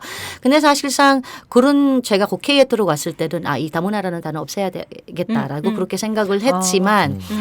가장 큰 문제는 이렇게 정책을 잡다 보니까 제도적인 그런 게 어느 정도 그 돌아가는 게 그 뭐라죠 정책적으로 들어가는 그런 케이스를 보면은 이 단어가 갑자기 없어지면 사실상 이 단어 만든 이유는 국무원들 정책적으로 더 쉽게 대상자가 있으면 훨씬 더 쉽게 뭐 장애인이라고 이렇게 얘기 나왔어요. 그 대상자가 있어야 그거를 한 묶음으로 해가지고 이 대상자에 대한 정책을 한다고 이렇게 얘기를 하는데 근데 지금은 우리 사회에서 보시면은 다문화라는 해봤자 지원 정책이 거의 이제 다문화 가정에 한정이 돼 있거든요. 근데 다문화라는 단어 자체가 그거마저 없어지면 이 쬐끄맣게 나오는 그런 지원의 다문화 가정을 위한 그런 지원마저는 없어지거든요. 아까 그 관련된 민변에서 관련된 그런 정책 네. 이게 바꿔야 할 정책 그런 내용들은 이렇게 나왔는데 사실상 곳곳에 뭐 아동법에 다문화 관련된 뭐 이주민 관련된 그런 내용들은 완벽히 다 바꾸지 않은 이상은 이 단어가 없어지면 안 되는 거거든요. 심지어 이민하고 이민자가 누군지는 없어요. 우리가 정의가 없어요. 우리 법 테두리에 이민의 정의도 없어요. 그래서 미국 같은 경우는 에미그레이션하고 이미그레이션 또 단어가 쓰고 있는데 나가는 이민, 들어오는 이민. 우리나라는 딸랑한 이민이에요. 근데 이민이라고 얘기하면 나가는 이민이잖아요. 네. 그럼 여기 들어온 이민 간다. 이민들은 들어와서 이민을 오신 분들은 다문화지라고 이렇게 돼버린 거거든요. 약간 그래서 이미 그게 잡혀버린 단어라는 말씀이신 그렇죠. 거죠. 근데 갑자기 없어져도 아니면 바꿔도 사실 헷갈릴 무슨 수 있죠. 글로벌 가족 뭐 이렇게 그런 움직임도 있었거든요. 무슨 가족이요? 글로벌 가족으로 바꾸자라고 그렇게 얘기를. 근데 이게는 그 안에서 이름의 글로벌 문제가 아닐 수도 아니라 있는데. 사실상 그 담겨 있는 그 내용이 사람이 무슨 이름을 바꿔도 똑같이 그렇게 인식을 하기 때문에 그런 문제가 있거든요. 그래서 정책적으로 이 준비가 되지 않은 이상은 없어지기가 쉽지는 않다는 더 어렵게 되지 않을까라고 이렇게 생각을 합니다. 네. 저는 이제 주변에 얘기 들은 게 몇 개 있는데 현실적으로 보면은 그러니까 한국 정책적으로도 이제 이주 가정 자녀들에게 한국말을 더 이렇게 어떻게 보면 원활하게 할 수 있고 네. 수업에 따라가지 그 어려움이 없도록 하는 이제 그렇게 도와주는 것이 다문화 정책이고 최선의 거라고 생각을 한다고 네. 주로 이제 그렇게 읽히는데 근데 또 이제 교육학적이라든가 아니면 인권적 차원에서 봤을 때 그 어머니의 언어 모국어라고 하는 걸로 소통을 하는 게 그 엄마와 자식 간의 그 유대감의 형성이라든가 또 장기적으로 봤을 때 그 다중 언어를 구사함으로써 굉장히 재능을 가질 수 있잖아요. 맞아요. 예, 그리고 어머니의 나라와 또 연결을 할 수도 있고 기여할 수 있는 방안이 있는데 정책적으로 우리는 그렇게 한국화 시키려고 하는 움직임이 있고 네. 한국 사람 만들려고. 또 아이러니한 거는 정작 이제 당사자들이 오히려 이제 그런 거보다는 한국에 더 빨리 적응을 하려고 하는 그러니까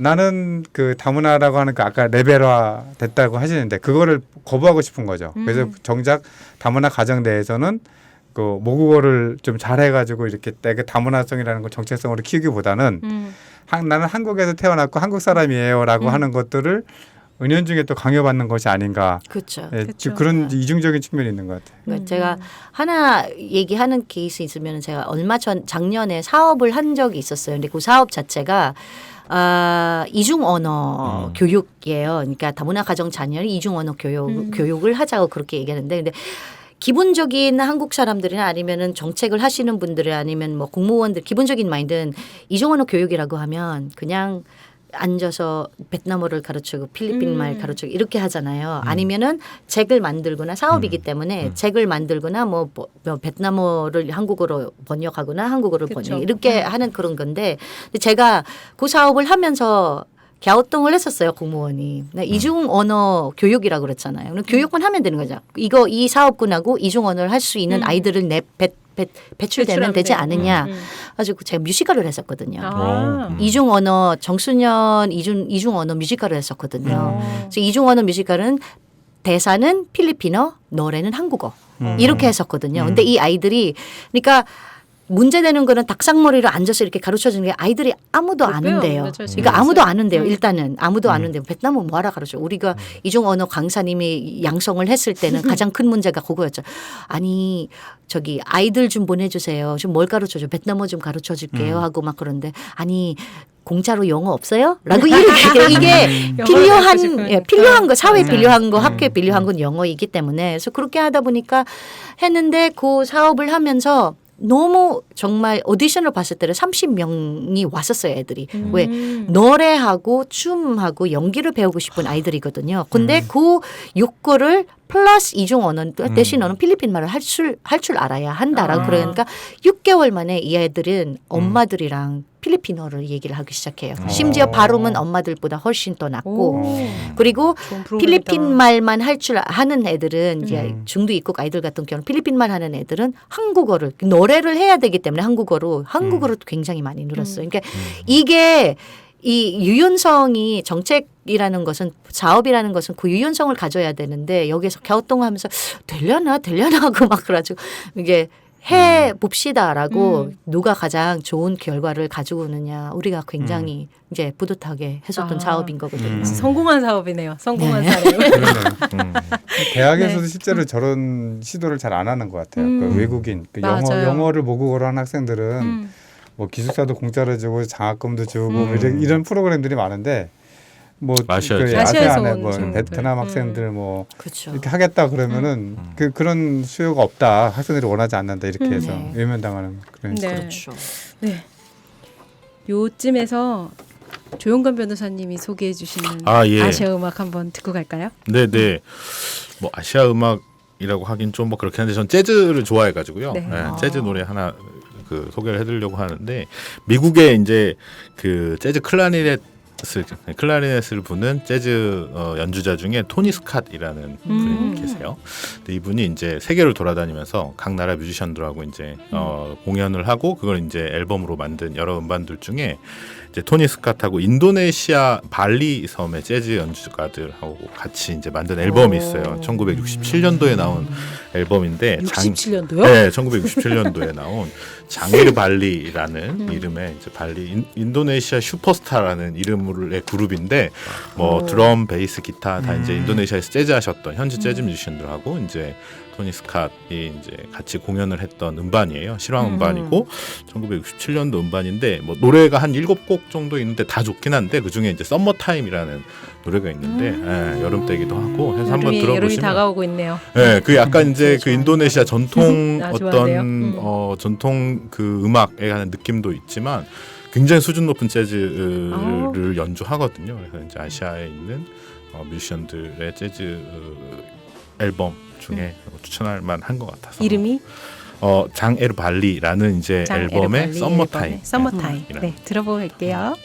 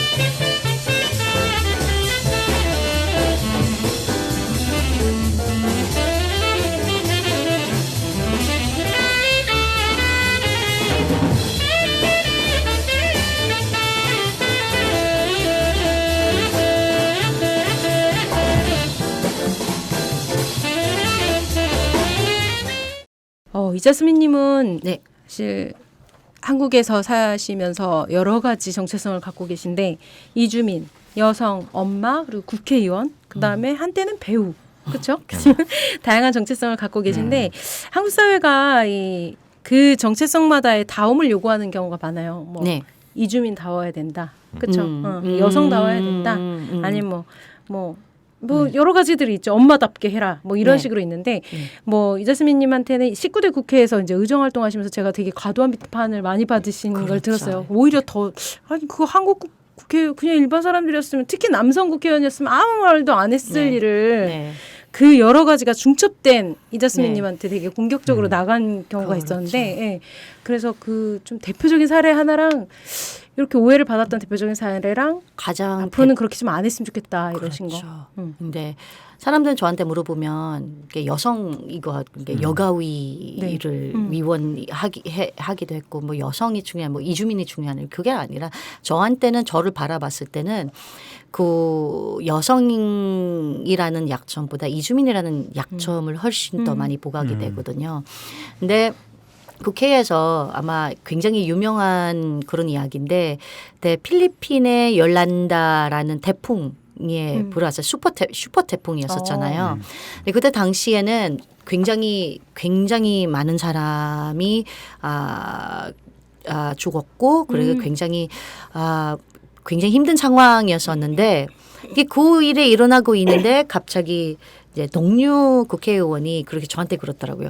아니 이 필리핀이 그렇게까지 했는데 결의안 안 내니? 하고 이렇게 얘기를 하거든요. 결의안 내야 될 거 아니야. 이게 이거 필리핀이고 이자스민 의원이 있기 때문에 우리가 안 냈지. 이게 만약에 이자스민 의원이 없었으면 그게 있을 거다. 다 누가 빨리 또 냈냐. 왜냐면은 문인에 그거 들어가거든요. 문인에 냈던 글. 그리고 이런 결의안은 뭐 어떠한 나라의 뭐 힘든 그 일을 필리핀 태풍 피해 도와주는 결의안 말씀하시는 그렇죠. 거죠. 그러니까 그 결의안 같은 경우는 지원 결의안이거든요. 이제 그 결의안 같은 경우 아시다시피 뭐 결의안은 뭐 변호사님도 잘 알기 때문에 이렇게 법적 효력이 있는 건 없어요. 아니에요. 그냥 맞아요. 족고를 한다는 거거든요. 그래서 근데 저는 진짜 맨 처음부터는 하고 싶지만 이게 어떻게 되들었냐. 이게 화살을 이렇게 확 날아올 맞아요. 때인데 그러면은 다른 의원을 하는 게가 마땅하다. 근데 주변 의원들은 그런 얘기를 했죠. 아니 자기가 해줘. 이거 지금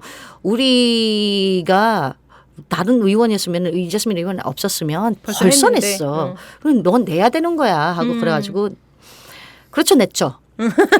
냈는데 와. 심지어 우리가 그때 인도네시아 지진 때 IT에 일어났던 그런 지진 때 비슷한 투로 만드는 결의안이었던 거거든요. 왜냐하면 우리 넘으면은 내가 필리핀에서 왔기 때문에 그런 게 훨씬 과도하게 더 과도하게 한다. 했다. 이거 그렇게. 그런 게 아니라 똑같이 했었어요. 네. 아이나 다를까 어떻게 됐습니까? 엄청 버주기에 욕먹기에 뭐 당신은 또 나왔어, 버주기. 필리핀 국회의원이니 뭐 한 거. 근데 중요한 거 이거예요. 그 결의안 통과 못했어요. 아, 그랬어요. 양쪽 당의 그 원내대표가 합의를 해가지고 200몇 명 다시 써가지고 200몇 명의 의원에 사인했던 그 결의안이 통과가 된 거예요. 제 거 통과 안 됐어요. 근데 왜 그 결의안에 대해서는 아무 말 없고 나애가 냈던 결의안에서 어마어마하게 되게 크게 반응을 한 건지. 그리고 뭐 이주아동 권리보장 기본법은 말할 것 없이 맞아요. 18대 국회에서 이미 냈던 건데 맞아요. 아무런 소리 없다가 내가 내니까 그렇게 굉장히 크게 했던 그런 경우가 한 거죠. 이게 굉장히 크게 반응을 하고 그리고 이주아동 권리보장 기본법이랑 또 연관이 된 거는 정정래 의원님이 아동법을 아동법을 개정안을 내셔서 근데 그거 나자마자 저희 사무실에 엄청 폭발하게 이렇게 전화 왔잖아요. 그래서 아니요 저희 법안 낸 게 아닙니다. 아닙니다. 정정래 의원님 법안이라 하고 이렇게 해서 그래서 막상 이주아동 권리보장 기본법을 내니까 우리가 막 야 이제 전화가 난리 나겠다라고 그러요. 뭐 10명도 전화 안 하더라고요. 이미 거기에서 힘 뺀 거예요. 뺀 거야. 한번 근데 당하고 이게 들어간 거야. 그러니까 다른 사람들이 냈던 법안인데도 불구하고 거의 비슷하게 이주민이 관련된 그런 부분이 있기 때문에 저한테는 무조건 굉장히 부정적인 그런 네, 맞아요. 이게 그러니까 부정적인 그런 의견이나 그런 반응을 하기 때문에 그게 굉장히 가장 어려웠죠. 힘드셨을 것 같아. 예. 예, 정말. 그래서 19대 의정평가에서는 이재수민 의원님이 되게 높은 평가를 받으세요. 여야 의원 정말, 모두에게. 어, 네, 그리고 정의당 심상정 의원님은 2016년 1월 언론 인터뷰에서 2015년 국정감사 때 처음부터 끝까지 앉아 있었던 유일한 의원이 이재수민 의원. 빡이제요, 뽀빡이. 아니 그런 건 안 보이는 것 같아요 사람들에게. 네. 그리고 딱 그러게요. 예. 그리고 또 그때 당시에 이제 새누리당에 있었기 때문에 또 시각이 또 하나의 커플이 있던 것 같아요. 근데 저는 제가 이주민이었으면 저는 제 걸 받아줄 수 있는 당이라면 그런 거 상관없이 갈 것 같거든요. 맞아요. 예. 근데 그렇게 생각하시지 않는 게 많았던 것 같고요. 또 그 외에도 사실 이자스민 의원님은 탈북민 인권 문제, 뭐 일본군 위안부 문제, 그렇죠. 그다음에 가정폭력 피해자 문제 이런 것들을 되게 많이 하셨는데 억울하셨을 것 같아서 제가 네 아, 그런 걸 한번 들어봤어요. 심지어 해외에 나가면 그러니까 영어하는 국회의원이 별로 없습니다. 네. 영어를 할 줄 아는 자유롭게 그렇죠. 이렇게 할 수 있는 국회의원은 별로 없습니다. 손가락으로 근데 꼽을 제가 것 같은데. 그때 그렇죠. 그때 제가 들어왔기 때문에 영어를 할 수 있기 때문에 국제 회의 때는 그렇게 되게 좋았죠. 가서 이렇게 초청을 받는 경우가 굉장히 네. 많습니다. 그때 캄보디아 그 미얀마에 그때 처음으로 그 선출직 국회의원들이 났을 때 2015년도에 그때 연락이 와가지고 아웅산 수지 여사랑 거기 400몇 명의 국회의원을 교육을 하라고 그러는 거예요. 그래서 현직 국회의원 대한민국에서 저 혼자 갔었어요. 왜냐하면 영어하고 미얀마로만 번역 가능한 그런 게 그래서 전 현직 국회의원들을 초청을 해가지고 그 중에 UNDP에서 초청했던 건 저였었거든요. 근데 그에 대한 이야기는 절대로 안 언론에 나오죠. 안 나왔었고 우리가 남아공에 가가지고 처음으로 한국 국회의원이 의장을 했던 그런 컨퍼런스에서는 처음으로 심지어 그거는 원래 얘기한 게 아니라 그날 아침에 혹시 마지막 세션은 좌장해 주실 수 있을까? 그래도 대한민국은 뭐 인터넷 관련된 거나 그런 관련된 이야기인데 그러니까 좌장을 해 주세요라고 그래가지고 그리고 뭐 대본이 있겠지라고 생각은 했죠. 제가 와가지고 A4 용지에 반 정도 이렇게 진행하세요라고 막 얘기를 하더라고요. 근데 그게 처음이었었어요. 최초인데 그런데도 나오지는 않죠. 대한민국에. 아쉬워요. 그런 부분. 오늘 잠깐 자랑하는 생각이 들었었어요. 네. 네, 아니 그게 너무 안타까운 생각이 사실 들었어요. 그러게요. 그리고 여성이었고 국회의원이었고 이주민이었고 그 다음에 또 보수당에 가 있었고 막 이런 분들이 양쪽에서 되게 다 여러 이렇게 가지 분쟁했던 것 공격으로 같아요. 예, 예. 실체가 아닌 다른 예, 것들로 예, 예. 네. 그랬던 게 너무 안타까웠던 것 같아요. 네. 조용관 변호사님은 제가 네네. 아까 앞에 말씀드렸던 지구촌 동포연대라는 단체에서 사할린 동포들한테 특별하게 제작된 달력을 전달하러 갈 때 만나 뵀거든요. 네네. 그 달력은 뭐냐면 이제 예전에 1세대 분들이 가실 때는 음력을 썼단 말이에요. 네. 근데 거기 가니까 음력 달력이 없잖아요. 그래서 이 농사나 이런 걸 가서 먹고 사셔야 되는데 음력이 표시가 된 게 너무 필요하다 그래서 네. 이제 킨이라는 지구촌 동포연대에서는 음력으로 만든 달력을 갖다가 드리는 거예요. 그때 가서 뵀는데 변호사님은 당시에 그 일제 강점기 시절에 러시아 사할린 탄광에 강제징용 당했던 어르신 국적 찾아주는 활동을 하시고 계셨거든요. 그래서 그 얘기를 지금 상황 또 변화된 거랑 해서 청취자들께 조금 소개해 주시면 좋을 것 같아요. 네네. 그러니까 사실 이제 우리 사회 이주민 문제를 바라보는 데 있어서 좀 우리 스스로 좀 생각해 봐야 되는 것들이 뭐냐면 우린 역사적으로 굉장히 많은 이주와 이민을 했던 민족이기도 네. 해요. 뭐 단일 민족이라는 그런 것도 있지만 우리나라 역사에서는 예를 들어 사할린만 하더라도 일제 강점기 시대 일본이 강제로 조선인 징용을 모아가지고 보냈던 그리고 이제 소련 땅이 되면서부터는 이제 냉전 때 교류가 안 돼서 사실 한국으로 돌아오지도 못했던 사람들이 굉장히 많고 뭐 만주 뭐 이런 데 갔었던 사람들 일본에도 지금 이렇게 한국은 있던 이민의 역사 자국민이 하건 혹은 원치 않던 이제 외국으로 나갔던 역사를 가지고 있는 나라이기 때문에 우리 사회에 들어온 이민자들에 대해서 한번 진지하게 좀 맞아요. 과거를 성찰해 볼 필요가 있는 거고 그 중에 하나가 이제 제가 관심을 가졌던 게 사할린 동포들 관련된 것이었어요. 그러니까 사할린은 앞에서도 말씀해 주셨지만 조금 독특한 역사가 있는 거죠. 그러니까 일제 강점기 시대에 강제로 징용이 되어서 그쪽으로 끌려갔는데 네. 일본이 이제 그 땅을 러시아한테 넘겨버리고 퇴각을 하면서 소련이 그 땅을 점령을 했고 그러다 보니까 우리나라가 소련하고 수교가 90년대에 와서야 이루어지잖아요. 맞아요. 그 전에는 문서도 없고 대한민국 영사관이 없으니까 한국에 올 수 없었던 사람들인 거죠. 그러다 보니까 이분들이 이제 해방되고 나서 우리를 조국에서 데리러 오겠지라고 생각해서 제가 그때 같이 언덕 네네 망향의 언덕 배를 기다리고 있어요. 네, 한국 배를. 그 슬픈 역사인데 아, 사할린이 이제 남북으로 긴 섬이에요. 그래서 이렇게 퍼져 있었던 한국 동포들이 이제 가장 남쪽으로 다 몰려오는 거죠. 조국에서 배가 올 것이다. 이제 일본 강점기가 끝났으니 이제 조국에 우리를 데리러 올 것이다라고 했는데 결국 이제 오지 않고 그래서 이제 가장 남쪽에 있는 코르사코프라는 도시인데 거기에 이제 모여서 같이 이제 살면서 이제 지금까지 오게 된 것인데 일본은 데리고 갔죠. 일본인들만 데리고 갔어요. 예. 일본인들.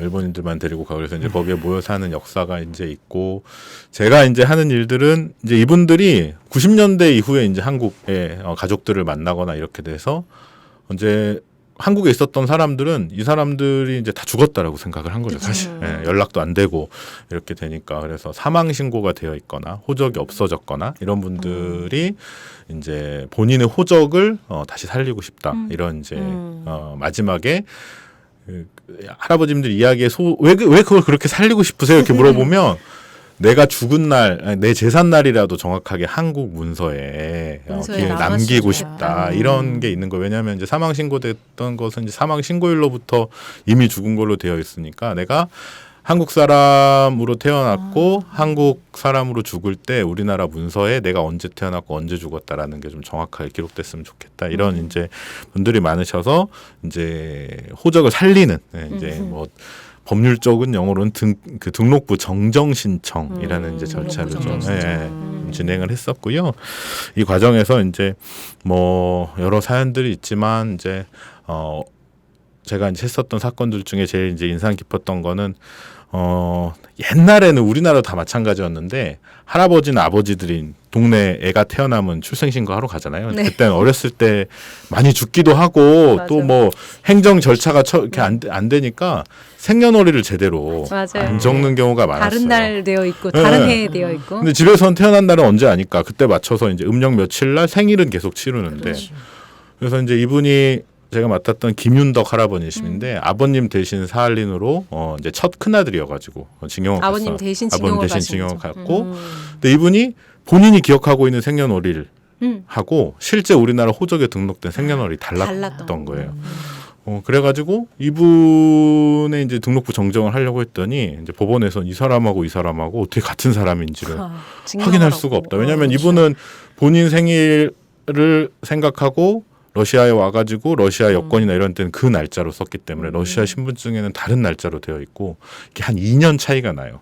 아버님이 이제 한 1, 2년 지난 뒤에 이제 이제 뒤늦게 건강하겠다. 이제 살겠네. 살겠다. 이렇게 생각하고 하신 거예요. 그래가지고 한국에 이제 그러니까 형일 수도 있고 동생일 수도 있는 거 아니냐 이런 이야기들을 하는 거죠. 그래서 그때 이제 한국에 오셨었던 사진들 뭐 이런 거 해가지고 등록부 정정해서 다시 결국은 이제 사망 신고돼 있던 호적을 살렸는데 사실 그 결정이 나기 얼마 전에 이제 할아버님이 몸이 좀 안 좋으셨는데 아쉽게 돌아가셨어요. 그래가지고 저희가 갔을 때 이미 돌아가셔가지고.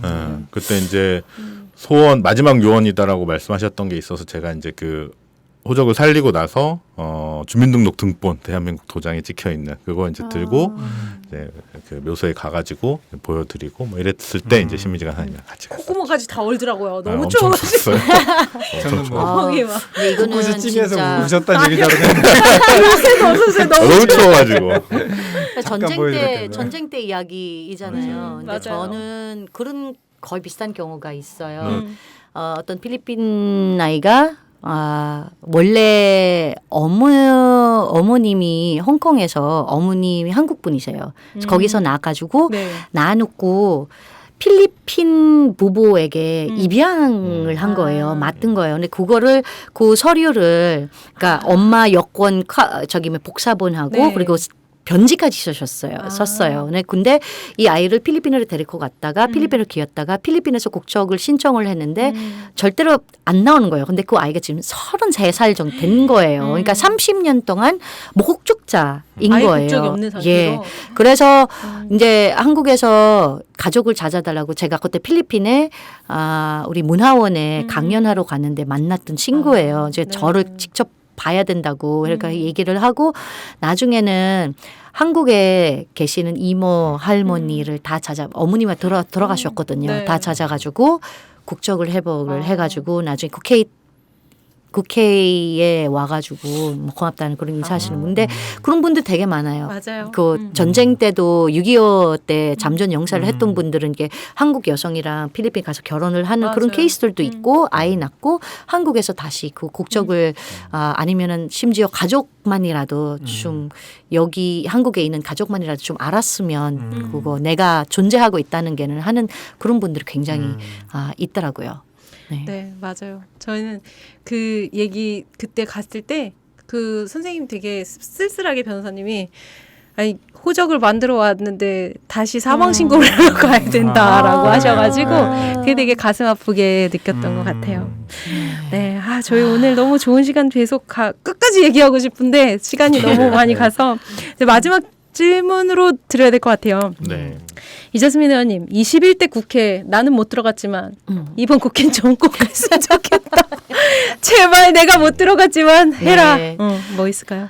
최소한 아까 변호사님이 얘기했던 그 정책 과제들을 특히 이주민이나 난민 관련된 그런 정책 과제를 하나씩 모든 것을 아니어도 하나씩 이제 불기 시작을 했으면 좋겠다라는 그런 생각이 때문에 우리가 앞으로 이제 바라보고 있는 뭐 지금도 아직까지 코로나의 문제가 아직까지 시달리고 네. 있고라는 그런 부분이 있지만 이제 앞으로도 이제 앞으로 4년간 이주민이나 뭐 대한민국의 이주민 사회 관련된 그런 기본적인 틀을 일단 잡아줄 수 있는 그런 기본 베이스를 만들어 줬으면 하는 그런 바람이고 그냥 어떤 사람들은 뭐 그게 너무 관대한 바람일 수도 있고요. 사실상으로는 아니에요. 일개 그렇지 현장에서 않아요. 일하는 그렇죠. 사람들은 그렇게 하지만 그래도 조금씩 그러니까 멈추지 않고 그러니까 아무것도 뭐 20대 국회를 보니까 19대 국회에 비해서는 거의 3분의 2 이상 줄었어요.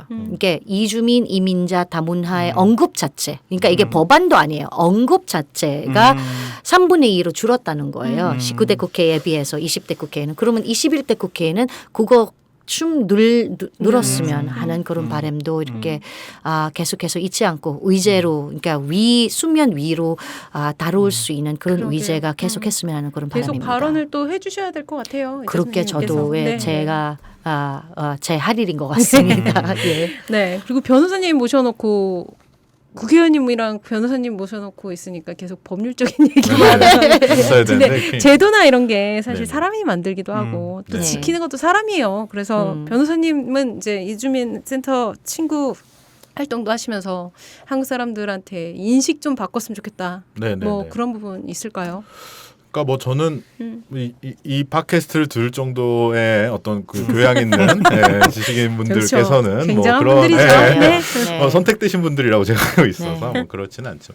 저는 조금 더 우리 사회에서 이주민들이나 외국인들에 대한 경험이 좀 많아졌으면 좋겠다는 생각을 참 많이 해요. 그러니까 네. 사실 자기 삶에서 만나지 않는 사람들과 존재에 대해서는 잘 모르니까 흔히 갖는 생각들이나 선입견들이 많이 자리 잡을 수 있거든요. 네.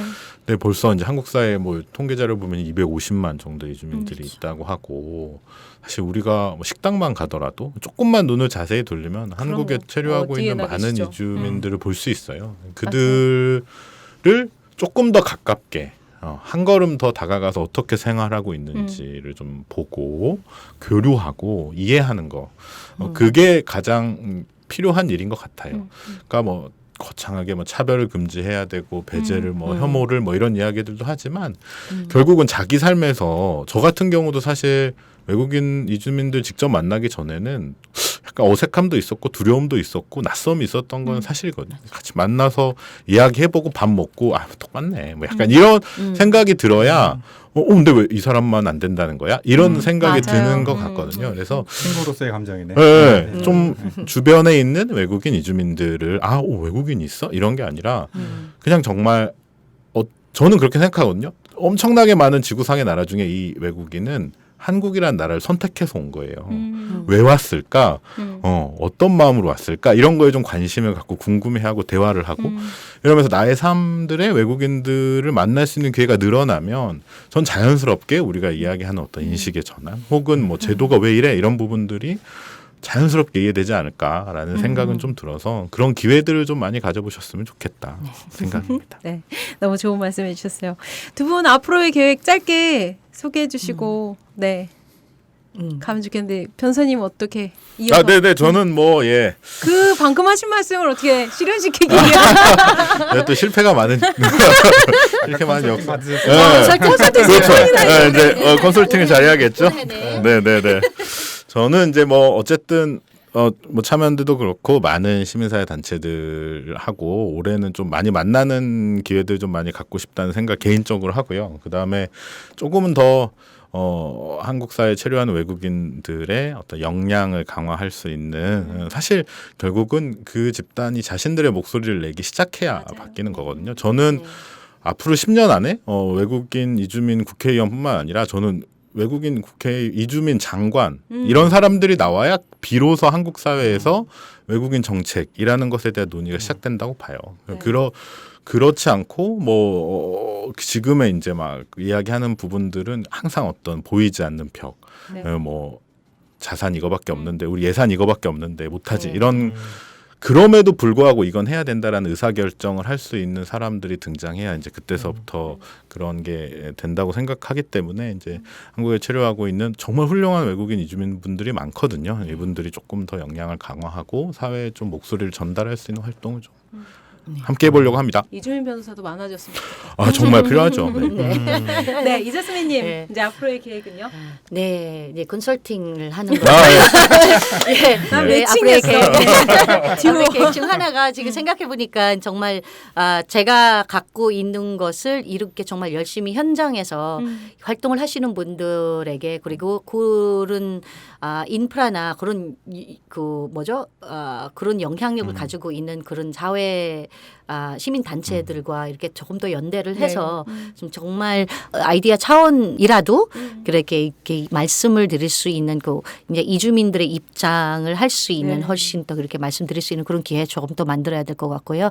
그리고 이제 앞으로 저는 이제 꿈드림 학교라는 거는 운영을 하고 있습니다. 이주 여성 학교인데 그 학교는 지금 7회까지 졸업을 했고 올해 8회째입니다. 8년 동안 이렇게 하고 있는데 이제 올해부터는 조금 약간 지난번 총선 때 보시는 것처럼 다른 정당들에서는 뭐 정의당 제가 나왔었고 다른 정당에서도 신청을 정말 뭐 영입을 한 케이스도 있지만 실제로 본인이 신청을 해서 신청을 해서 이렇게 비례대표에 나가려고 하는 그런 분들이 각 정당마다 있었습니다. 그래서 그런 분들이 앞으로 이제 이주민들의 정치적 참여를 굉장히 많이 이제 중요시 생각을 하고 그 참여를 실체하려고 하니까 이제 앞으로 이주민 정치학교에 이주민 정치학교를 정치인들을 좀 양성화 그렇죠. 양성을 하는 거라 그리고 아니면 그 관심이 있는 그런 사람들은 기본적인 그 베이스를 배우고 그 길을 말씀드린 것처럼 지방선거가 다가오고 있고 지방선거는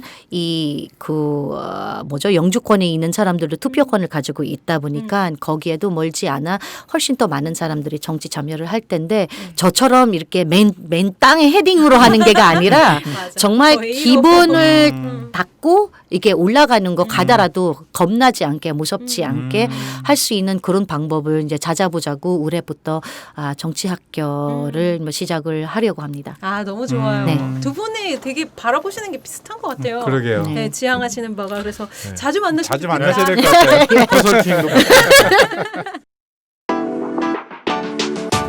놀때 홍대 참여연대 우리가 할 수 있는 것들 지금 뭐해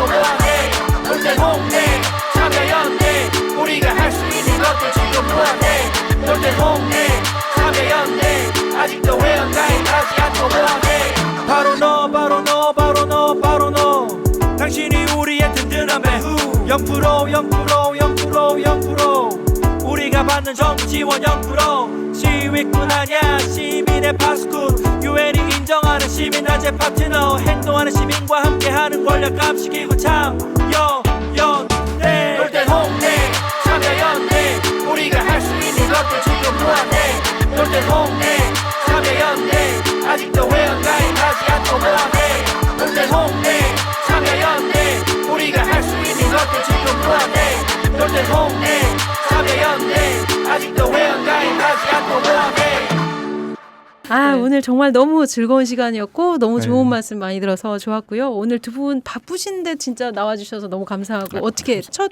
출연이었는데 괜찮으셨어요? 아, 너무 좋네요. 연속 출연을 하시는 너무 좋네요. 아, 다음에 괜찮아요. 또 모시는 두 분은 걸로. 계속 제가 다음에도 네. 기회가 되면 꼭 한 번은 다시 모시고 싶고요. 네. 조심히 돌아가시면 좋겠습니다. 네, 네, 고맙습니다. 인사 부탁드릴게요. 청취자들께. 네. 안녕. 갑자기 텔레토비 생각이 나. 조 변호사님을 보여주고 싶어 사람들한테. 괜찮아요. 네. 저희 그 광고에 얼굴이 나올 거예요. 네. 네, 이렇게 초대해 주셔서 감사합니다. 그리고 앞으로 더 많이 찾아뵙겠습니다. 아, 너무 감사합니다. 김영중 선생님요. 저도 감사합니다. 뵙게 돼서 좋았고요. 특히 많이 배웠습니다. 아, 네, 선생님 네. 맨날 배우시면 어떡해요? 우리 아시아팟 하는 그 이유가 네. 여기서 발견되는 것 같아요. 사실은요. 우리가 맞아요. 그렇기 때문에 더 다른 나라 사정들을 우리가 이야기하고 배웠는데 그 이유가 여기서 오늘 좀 분명해지는 것 같았습니다. 네. 네. 확인한 거는 예, 다시 그렇죠. 50회 더 하는 걸로. 마땅치 않은 제가 네. 네, 오늘 아시아팟은 여기까지고요. 50회 특집 1탄 오늘 끝났고요. 다음 주 2주 후에 아시아팟 50회 특집 2탄 또 들어가도록 하겠습니다. 오늘 방송 여기까지고요. 들어주셔서 너무 감사합니다. 감사합니다. 감사합니다.